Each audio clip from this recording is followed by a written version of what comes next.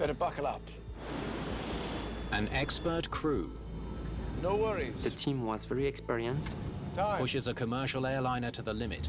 We need to overspeed. It's a very challenging environment. Hands off now. Do they go too far? They wanted to do some 360s. It's pitching up all the time. Does that seem right to you guys?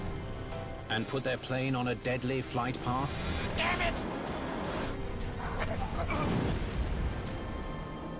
Investigators face a terrifying mystery. Why didn't the stall protection kick in?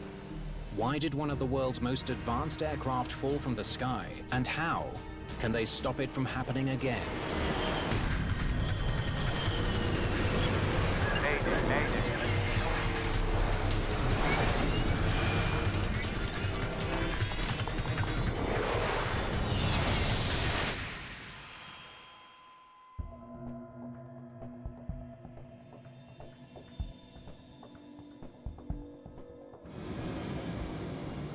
Perpignan Airport in southern France. Air New Zealand engineers are getting ready for an unusual flight. Gentlemen, good afternoon. Find any problems under the hood? They've spent the last 3 weeks giving the A320 a complete maintenance check. Everything looks good. You won't have any problems. Now, Captain Norbert Keppel is going to put its automated systems to the test in the air. Looks like it's my turn. XL Airways Germany has been leasing the A320 from Air New Zealand. But a fresh coat of paint now displays its owner's colors. There's just one more step before XL can give the plane back. Better buckle up. Cabin is clear. Before XL Airways returns the plane to Air New Zealand, it must demonstrate that the plane is in perfect working order. It's very similar to returning a car off lease, where the dealership will take the car, they'll let maintenance look at it, make sure that it hasn't been in an accident, that it hasn't been abused in some way, and that the systems actually work as designed. 888 Tango, how many minutes do you need? Captain Keppel from XL Airways Germany will be flying the plane. 2 minutes. His colleague, First Officer Theodore Ketzer, will help monitor the instruments. 2 minutes, we'll be ready.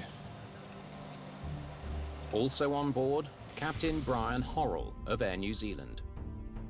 He'll be guiding the German pilots through a series of 35 in-flight tests that make up what's known as an acceptance flight. An acceptance flight is a flight where a crew, a specially trained crew, will take the airplane out and exercise all the systems, including the alternate systems. Okay, 888 Tango, departure is 3 November. 3 November. Do you have that? Yeah, 3 minutes.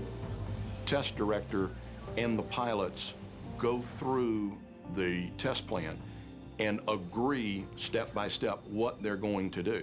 It is a very intense period of time because you have a lot to do in a short period of time. 888 Tango, cleared for takeoff, runway 33. Clear for takeoff, runway 33. 3. Okay, gents. Here we go.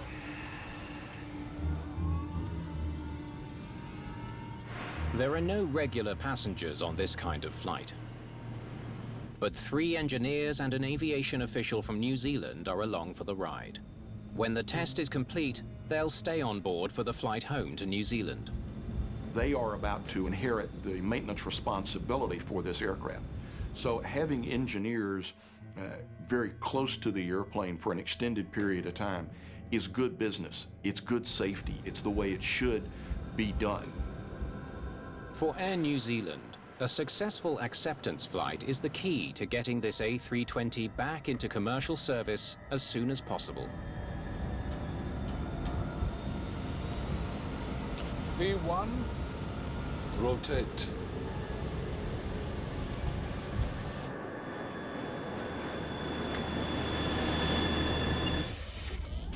The Airbus A320 is one of the most automated passenger planes in the world. Its advanced computer systems handle most of the flying, reducing the possibility of pilot error. It is different than a lot of conventional airplanes in that you fly it through a computer, but the handling characteristics of the airplane are very, very good. The first test Gear up. checks the system that stows the landing gear. Time. They need to make sure the gear locks into place within a specific length of time.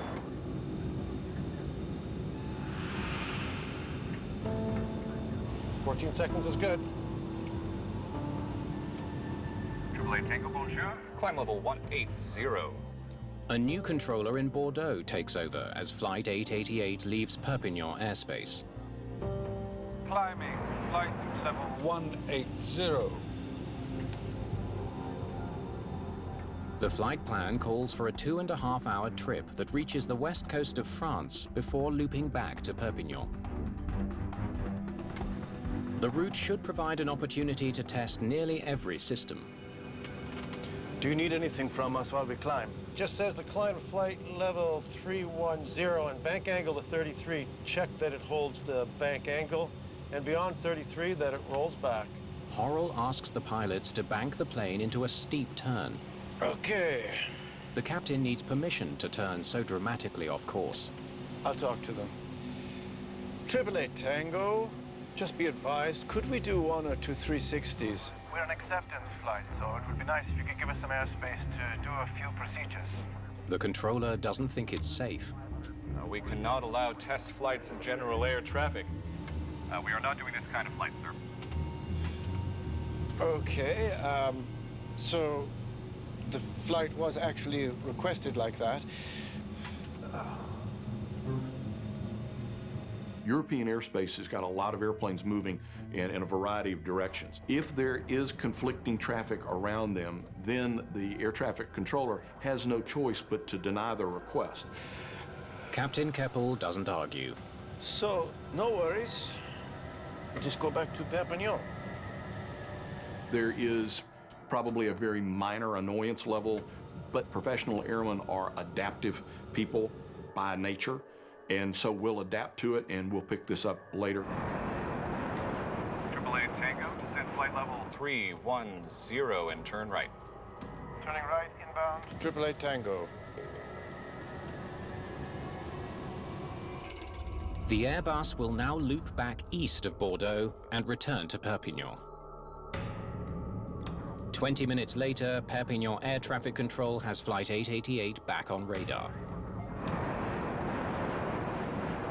But as the plane descends, the captain begins to lose control. It's pitching up all the time. It's pitching up.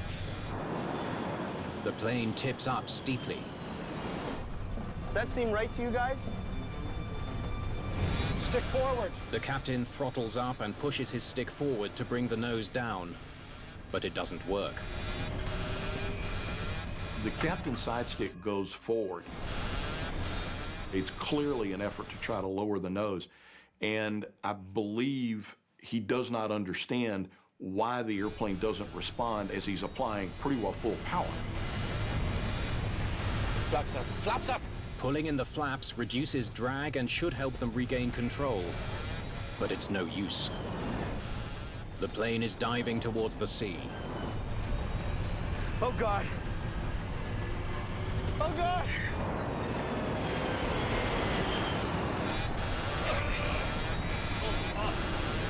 Damn it!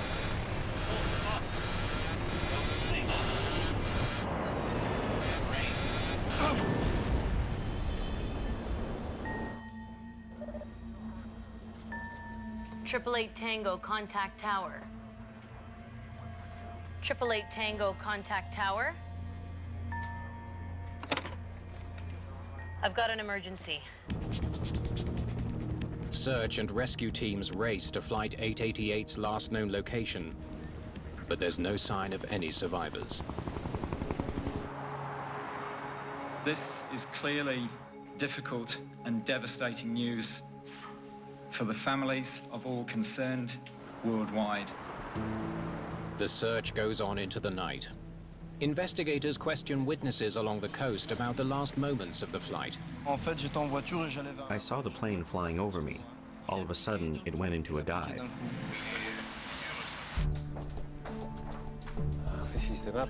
French air crash investigators from the BEA are responsible for figuring out what went wrong. We went down right here. Sébastien David leads the investigation. The first phase of the sea search operations was finding precisely where the wreckage was. David and his team are under enormous pressure. I want you to mobilize all the resources. The A320 is one of the industry's most popular passenger planes. A large number of this kind of aircraft has been sold all over the world. It's also the first airliner to use advanced computerized controls. With the A320, automation flies the airplane the majority of the time. If there's a problem with the plane's high-tech flight computers, many more lives could be at risk. Investigators need to find the cause of the crash quickly, before it happens again. No one has survived the crash of XL Airways Flight 888. Grieving families arrive in France to recover the bodies of their loved ones. I didn't expect to be on my own at 34 like this. Air New Zealand executives are also on the scene. My commitment to the families was I want to stay here until we can bring our boys home, or we're in a position to determine that that's not possible. What on earth is an acceptance flight? The unusual nature of the flight presents an extra challenge for investigators. We did not have any reference for that kind of flight. There was no defined framework. No one may ever know what the crew was doing unless they can find the plane's flight recorders. We have to send the divers under the sea to find the plane. But bad weather is making it nearly impossible for divers to locate the wreckage. With a worsening forecast, the search and rescue teams have re-emphasized personally to me that there is real urgency behind their efforts to locate the two flight recorders. Jan Torres leads the recovery effort. Most of the time there was severe wind and swells on the surface, which made visibility on the bottom deplorable. That is only 50 centimeters to a meter. Searchers turn to sonar to hunt for debris from the plane on the sea floor. This was possible thanks to a minesweeper from the Navy. By using sonar, we were able to identify the larger pieces of wreckage. But finding the wreckage is only half the battle. Bringing it to the surface will take more time. It was climbing like this when you saw it? Investigators ask witnesses to describe the motion of the plane. Some of them related an unusual flight path. Witnesses say it was climbing here, and they were descending here. Right here, it looks like they lost control of the plane. Those testimonies were very important for the beginning of the investigation. Investigators wonder if the pilots lost control attempting a risky flight test. They ask controllers what they know. Well, they wanted to do some 360s. We're an acceptance flight. So it would be nice if you could give us some airspace to do a few procedures. I told them no way. They learned the pilots asked permission to perform some tests, but that the controller turned them down. We are not doing this kind of flight, sir. So, no worries. We'll just head back to Perpignan. If the test flight was called off, there must be another explanation for the plane's unusual flight path. 3 days after the crash, a major breakthrough. The recovery team finds the black boxes.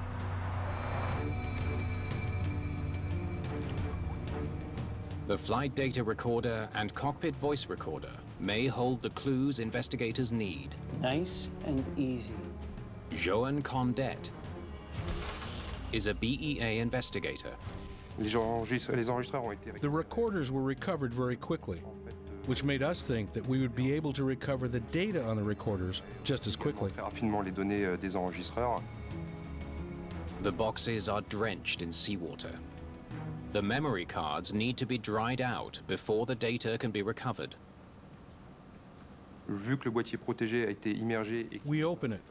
We remove the various layers of protection that the memory card is wrapped in. And once the card has been extracted, we dry it, and then we read it out. Nous la séchons, puis effectuons la lecture. But this time, it doesn't work. Damn it. There must still be some moisture in there. Donc, nous n'avons pas réussi. We weren't able to recover the data. And we have a laboratory designed just for that job. So it was very frustrating. Pas réussir à récupérer ces données issues des enregistreurs. Investigators suspect moisture could be trapped deep in the electronics. Desperate to know what the pilots of Flight 888 were doing, they take the boxes to their US manufacturer. Honeywell has special equipment for reading the cards individually. It seemed to us the quickest way to recover the data. While they wait for word on the data, investigators turn to the wreckage recovered from the sea floor. They focus on pieces from the engines. If the engines failed, it could explain why the plane fell into a fatal dive. Bent blades from the engine turbines provide an important clue. We could see significant damage inside the turbines, and this suggests the engines were at significant speed of rotation at impact. The type of damage tells investigators that the engines were working properly when the plane hit the water. No sign of any problems here.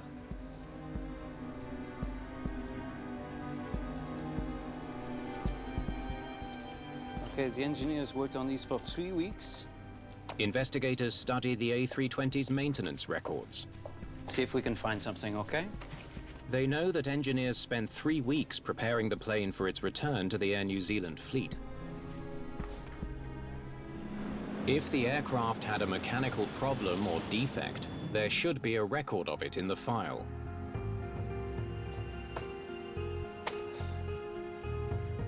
But there's nothing that even hints at a problem with the plane.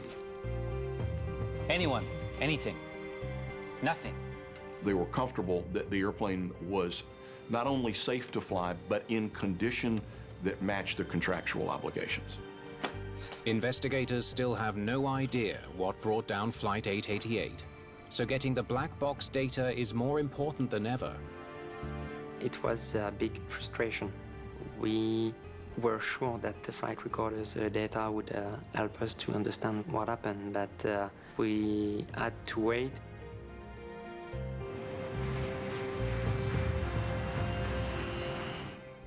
Six weeks after the crash, the water-soaked flight recorders are repaired, and investigators can finally listen to the conversations captured in the cockpit. We're an acceptance flight, so it would be nice if you could give us some airspace to do a few procedures. What they hear confirms that the controller didn't give the crew permission to fly any tests. We cannot allow test flights in general air traffic. We cannot do this kind of flight, sir. Then they hear something disturbing. We haven't done a VHF-3 yet, have we? Got to do a call on that. Despite the controller's refusal, the crew continues testing the plane.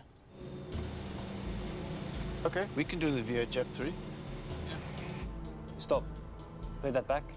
Investigators listen and take note of the tests the crew performed. Okay, we can do the VHF-3. Navigation systems, 2. The fact that the ACC controller did not allow the crew to perform the 360 led to a situation where the crew had to improvise to be able to follow the flight program. AAA Tango, descend flight level 310 and turn right. Turning right inbound, AAA Tango. The crew finds a way to fit some tests in while they fly back to Perpignan. Okay, that's good. During the turn, let's roll to 33, then to 45. A right turn gives the captain a chance to test the system that prevents the plane from banking too steeply.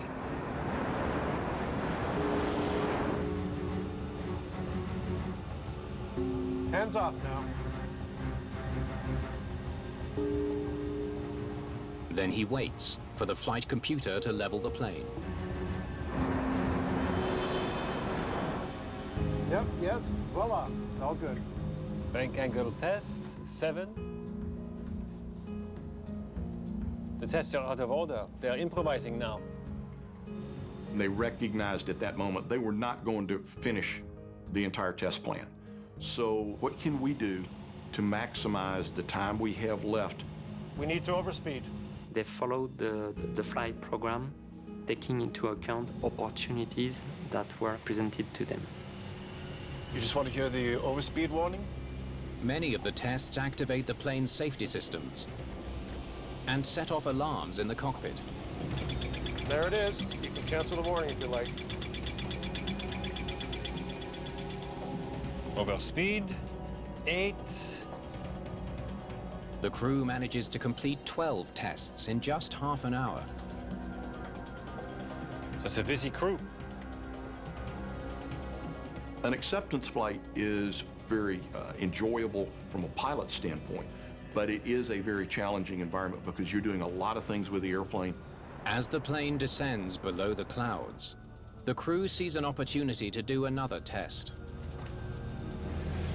So, you want what? Yeah, we need to go slow with recovery.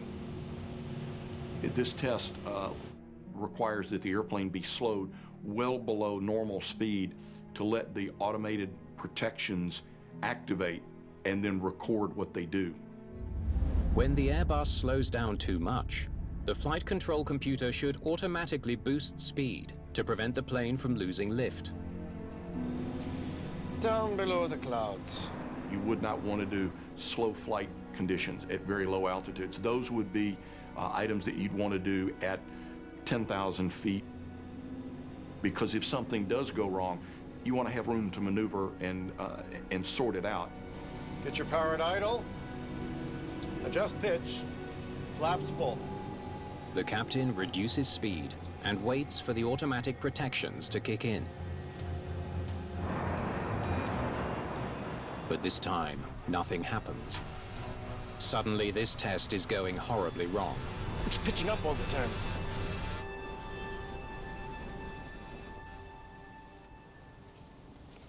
Why didn't the stall protection kick in? Why isn't the airplane responding? What do we need to do? Is there something else wrong? It's a diagnostic process that you don't have a lot of time with. So the big question that keeps coming back up is, why isn't the airplane responding as it has always done for me before? Airbus's automated protection system has proved invaluable on other flights. In 2009, just after takeoff from New York, a flock of geese disables both engines on a US Airways A320. As pilot Sully Sullenberger prepares to ditch the plane in the Hudson River, the computer automatically adjusts the plane's angle into the wind, the angle of attack. It keeps him from stalling, saving the lives of everyone on board. Investigators wonder if the crash of Flight 888 has revealed a hidden flaw in one of aviation's most famous electronic safety nets. A flaw that is putting thousands of passengers at risk every day. We had to understand the conditions which could have led to this situation. As the investigation into the crash of Flight 888 continues, the BEA learns of another aviation tragedy.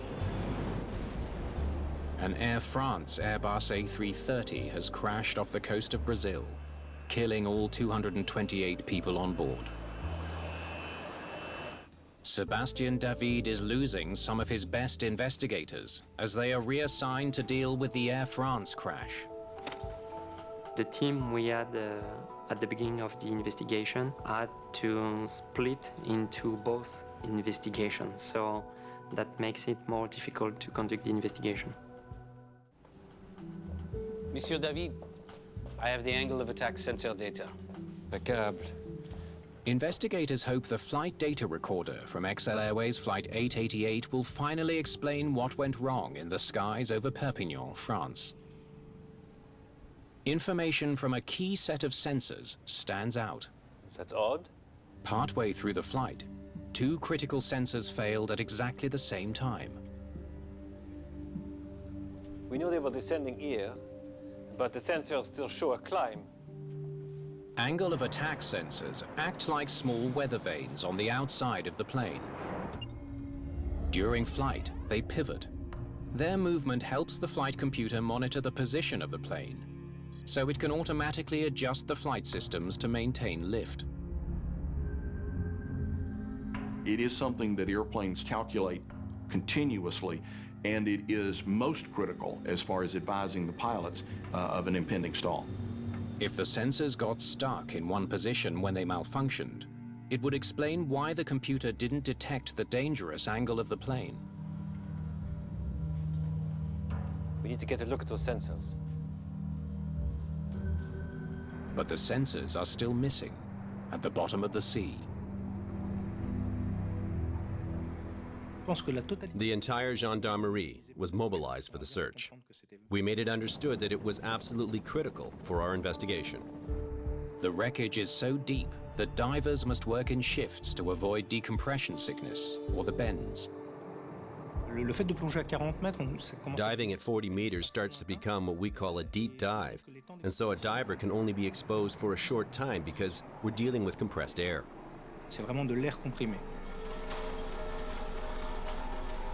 Investigators catch a lucky break.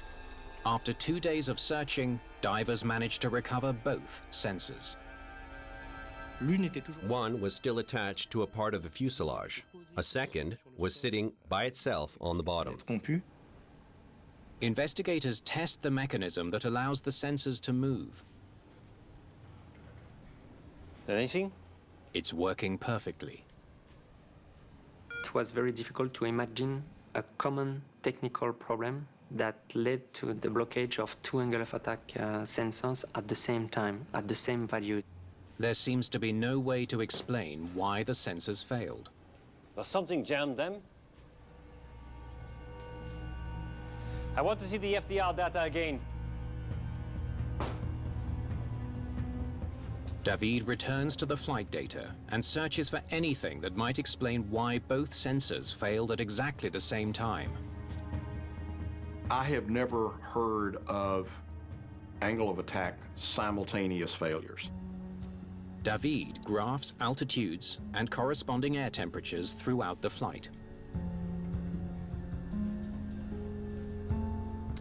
Minus 50 at 32,000 feet. At high altitudes, the air outside the plane is extremely cold. This gives him an idea. Can the sensors freeze? If there was ice in the sensor mechanism, it might have frozen them in place. The theory would explain why they both jammed at the same time. It's pitching up all the time. Sending the plane's computer faulty data about the angle of attack for the rest of the flight. It's pitching up. With the two angle of attack vanes frozen, the flight control computers were not going to get the input that said, you are reaching critical angle of attack. Investigators wonder if rainwater from a severe storm flooded the sensors and then froze. We investigate meteorological conditions during cruise in order to find if those conditions could have led to the jamming of the angle of attack sensors. It's a dead end. The weather was nice that day. The plane didn't encounter any bad weather. If water got inside the sensors, it happened on the ground, not in the air. But the advanced sensor is designed to keep rainwater out. So, water would have to get all the way in here. To get inside and freeze, the water would first have to travel through a long, winding channel. It seems like water had nothing to do with the failure. The edge of one of the sensors provides another intriguing lead. It's coated with several layers of paint. This should all be sanded off. What else did those painters do? Investigators visit the hangar where the plane spent 3 weeks being serviced. They learn the work included painting the plane, replacing XL Airways colors with those of the Air New Zealand fleet. This led to investigate the painting operations because the angle of attack sensors needs some specific protections. The procedure directs painters to cover the sensors first so they don't get clogged with paint. When airplanes are painted, it's the same with your car. Very special protections have to be made for certain items. With your car, you cover the headlights because you don't want paint over the headlights. That's a very simple analogy, but to a much more complex way, the same thing is true with airplanes. Investigators consider the possibility that the sensors malfunctioned because of a sloppy coat of paint. At this point, the investigation focused on finding out if there was any possibility that paint might have adhered there and created a blockage that prevented the rotation of the vane. They re-examined the angle of attack sensor data from the flight recorder. If paint was jamming the sensors, it would have caused problems throughout the entire flight. Climbing flight level 180. But the data clearly shows the sensors didn't fail until 22 minutes after takeoff. Do you need anything from us while we climb? The recorders showed that the sensor was working at the beginning of the flight. We need to get a look at those sensors. Investigators conclude paint wasn't the problem. There must be another explanation for the failure. They noticed something else in the maintenance records. The plane needed extra cleaning after the paint job was done. Some dust was covering the top of the aircraft. The maintenance people had to remove this dust. Tell me exactly how you clean this plane. Normally, maintenance workers use a clean cloth to remove any dust. But this time, they rinse the plane with a hose. The painting operations had taken a little bit of a delay. To rinse the aircraft was faster than to use clean clothes to remove the dust. Spraying uncovered sensors with a high-pressure hose might explain how water got so deep inside. But the investigators need proof. They mount a sensor in a test rig and recreate the cleaning procedure. Okay, hit it! We knew the plane had been rinsed with a fire hose plugged into the water main, so we got hold of the details regarding water pressure and flow. Okay, got it.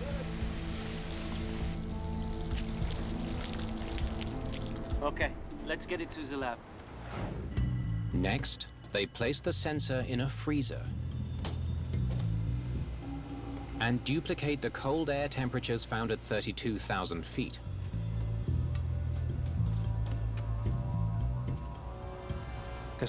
It was a massive ingestion of water that solidified into ice. I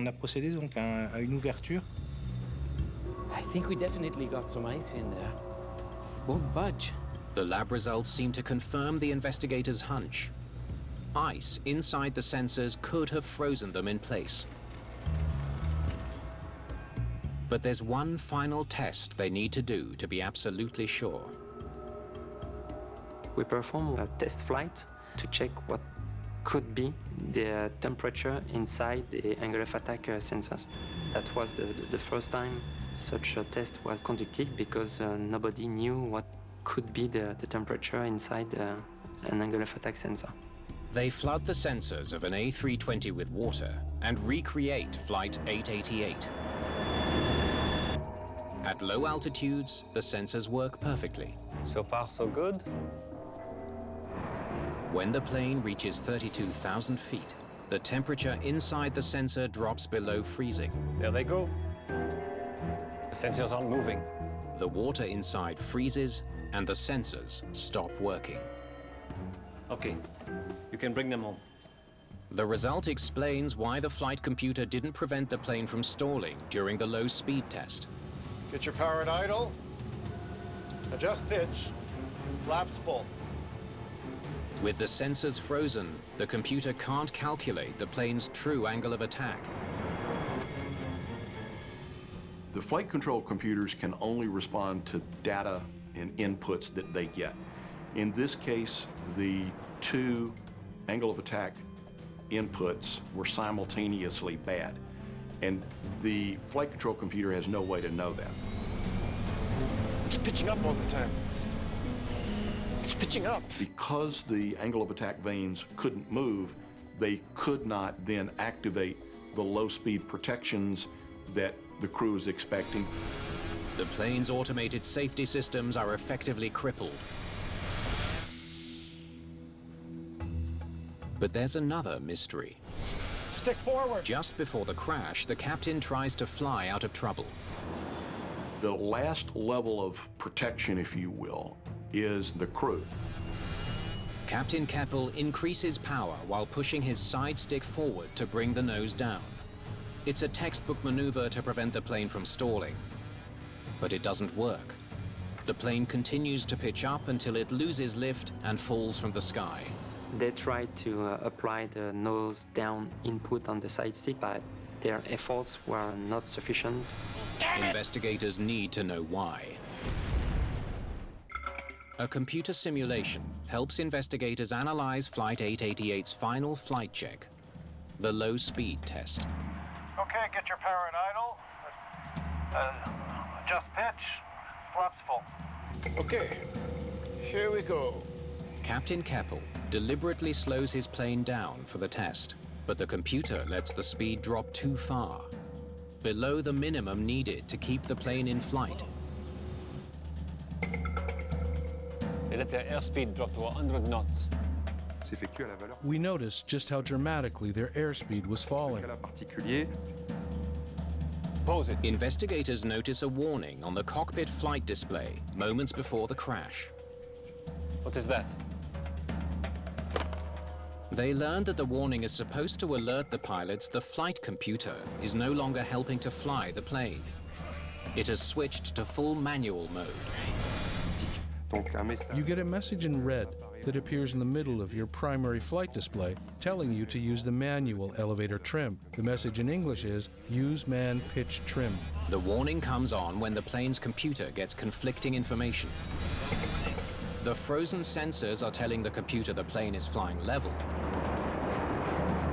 while other onboard sensors are relaying its extreme nose-up attitude.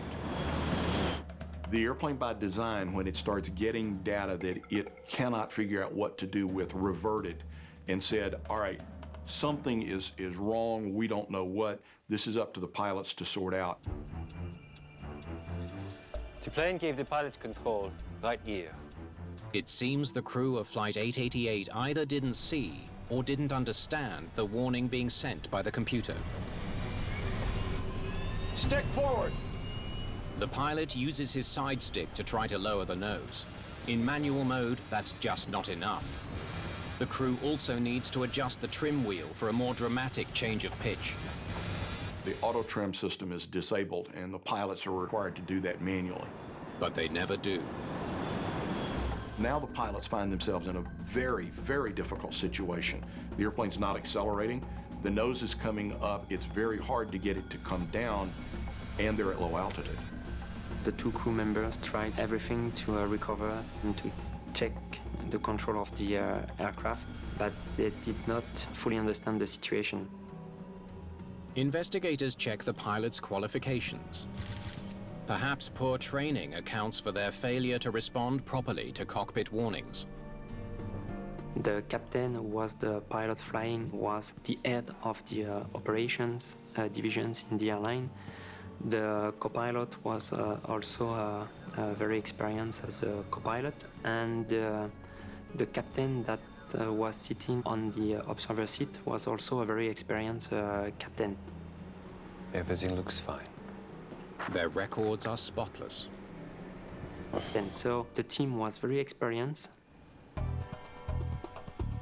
Investigators need to know why such an experienced crew failed to act quickly when their plane was in danger. They suspect one reason may be the unusual nature of this flight. An acceptance flight designed to test the plane's limits. Okay, that's good. During the turn, let's roll to 33, then to 45. Okay. Every time they test the plane, Hands off now. the automation fixes the problem. Yep. Yes. Voila. It's all good. Even when they hear alarms, they don't worry. We need to overspeed. You just want to hear the overspeed warning? They're expecting the plane to correct the problem. There it is. You can cancel the warning if you like.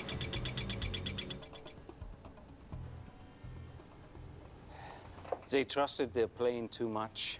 The crew allowed the speed to get so low because they were very confident in the good functioning of the aircraft. Unfortunately, in this case, they allowed it to go all the way to the point that the airplane actually began to stall. Stick forward. Then they were in a stall recovery situation without a lot of altitude to work with. Flaps up! Flaps up! With their plane in a catastrophic stall, the 7 men aboard Flight 888 were doomed. Oh, God! Oh, God! Damn it!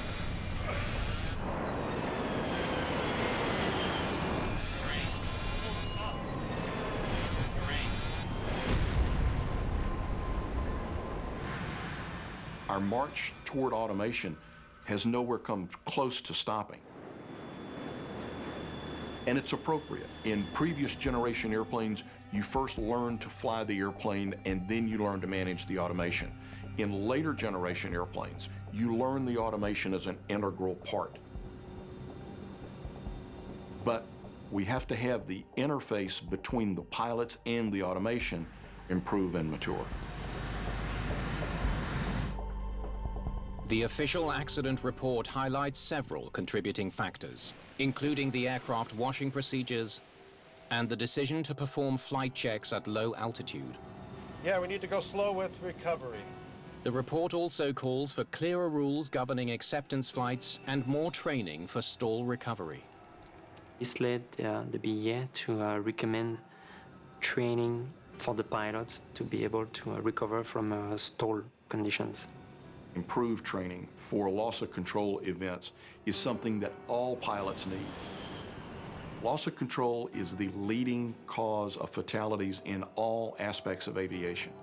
So it is an area that we need to focus on as an industry to keep our safety record improving. Gentlemen, good afternoon.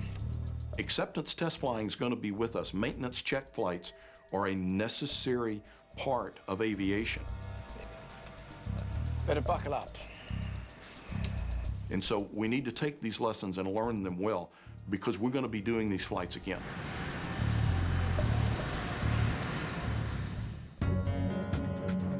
We take science out of the classroom and onto the streets with explosive results in None of the Above, the brand new series starting on Wednesday at 9.